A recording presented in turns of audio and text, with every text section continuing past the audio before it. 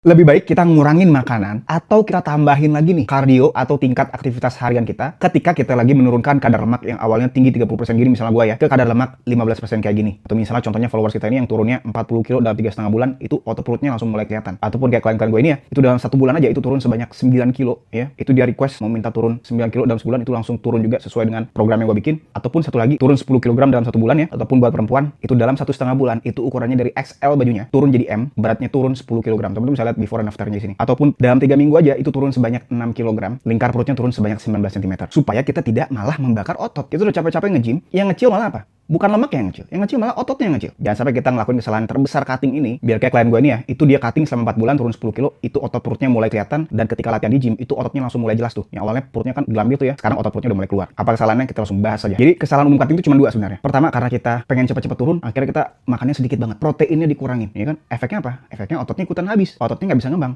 Ataupun yang kedua, kita overtraining. Ya kita latihan berlebihan, kita kardionya ampe apa? Ampe energi kita saking defisitnya, nggak bisa tidur karena tubuhnya stres tinggi banget. Itu 2 kesalahan umumnya. Kita mau tubuh kita ini di keadaan kalori defisit. Dengan cara ngelakuin 2 tadi, kita kurangin makanannya, yaitu karbo-karbo biasanya ya. Kita naikin proteinnya, dan yang kedua, kita mau naikin tingkat aktivitas harian kita dengan jalan. Oke, sehingga defisit kalori itu terjamin setiap harinya. Nah, jadi apa yang lebih baik nih? Kita langsung bagian ketiga ya. Jadi sebaiknya kita itu makanannya, terutama dari proteinnya, itu jangan sama sekali dikurangin atau kita tambahin justru ya, pada saat kita cutting ditambahin banget. Untuk kalorinya, kita mau defisitnya ya, itu dikurangin dari karbonya juga. Oke. Nah, ketika kita udah enak tuh makannya sampai kenyang, proteinnya banyak, nanti kardio kita bakalan juga semakin enak karena kita tenaganya banyak untuk jalan kaki. Tapi kita nggak mau jalan kakinya itu langsung tuh jalan kakinya misalnya incline-nya 15, speednya 5 gitu, durasinya sejam. Kita nggak mau juga kayak gitu. Kita mau bertahap mengikuti kadar lemak kita. Jadi jangan lu di awal langsung lu gempor kayak gitu. Ya berarti kita masih lumayan nih kadar lemak kan masih tinggi. Heart rate-nya malah ketinggian, kita malah gampang capek sehingga kita malah sumber energinya bukan dari lemak pada saat kardio. Kita malah pakai gula sebagai sumber energi. Dan kalau gula kita lagi sedikit di badan ya, itu biasa kita ngambil dari protein dengan proses namanya gluconeogenesis, konversi protein dan lemak untuk jadi gula. Kita nggak mau itu. Kita mau pada saat kardio itu murni lemak semua. Contohnya nih ya, misalnya ya. Jadi dari dietnya kita defisit misalnya 300 kalori. Nanti dari kardio kita tambahin lagi defisitnya itu 200 atau 300 kalori. Ini kesalahan terbesar cutting. Yaitu apa? Yaitu ketika kita tadi ya, kita udah kurangin makan, jalan kaki ditambahin, kita tidak melakukan latihan beban. Itu paling fatal. Kenapa fatal? Karena kalau kita nggak latihan beban, gimana otot kita bisa grow? Gimana otot kita bisa tumbuh? Jadi pada saat cutting ini, kita mau ngejaga strength kita, kekuatan kita, jangan sampai turun strength-nya. Jadi kita tetap jaga strength-nya, kalau bisa dinaikin bagus gitu ya, supaya ototnya tetap ke-maintain atau bahkan naik ototnya pada saat masa cutting ini. Terutama kalau kita kadar lemaknya tinggi dan kita masih pemula. Kalau kita pemula dan kita latihan beban, itu justru ototnya malah naik. Karena sebelumnya kita nggak punya otot, Pak. Jadi yang terakhir, ini solusi praktis. Yang pertama, proteinnya harus tinggi, minimal 2 gram per kilogram berat badan kita atau sampai kenyang.